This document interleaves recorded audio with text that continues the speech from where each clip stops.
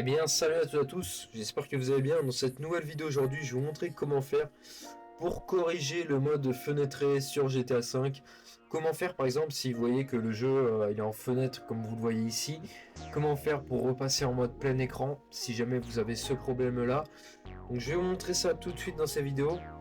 Donc ce que vous allez faire, vous allez cliquer sur échappe. Vous allez aller dans en ligne. Donc ici vous irez un peu plus loin encore jusqu'à avoir accès aux paramètres. Donc c'est vraiment relativement simple. Donc vous allez sur les graphismes. Sur les graphismes ici, vous allez sur mode d'affichage et vous descendez jusqu'à avoir accès au mode plein écran. Ici sur plein écran, vous aurez plusieurs choix.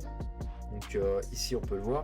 Donc vous faites plein écran et vous mettez la résolution de votre écran. Donc ça va de 1024 par exemple par 768. Donc là par exemple si je me mets en plein écran, vous voyez que vraiment le jeu va pas être fou. Et puis vous voyez pas le jeu en étiré. Moi, vous voyez, j'ai mon jeu en étiré actuellement. Donc vous le voyez pas, mais voilà, c'est pas super fou.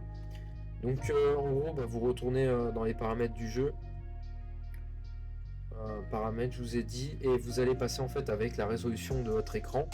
Donc dans le graphisme. Et là, vous mettez un plein écran, donc 1920 par 1080. J'applique. Et là déjà, je pense que vous devez y voir un peu mieux à la vidéo. Donc voilà, 1920 par 1080. Je peux mettre une limite d'FPS si j'ai envie. Là, ok. Et là, je suis désormais en plein écran sur mon jeu. Donc après, je peux mettre une limite d'FPS comme je vous ai dit.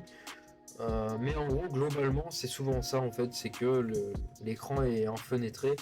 Donc en mode fenêtré. Vous pouvez aussi vous mettre en plein écran sans bordure. Si je me mets en plein écran sans bordure, en fait, ce que ça va faire, c'est que j'aurai accès au menu démarrer et je pourrais switcher sur une autre page. Donc je vous conseille de vous mettre en plein écran sans bordure, ou sinon vous mettez en plein écran normal.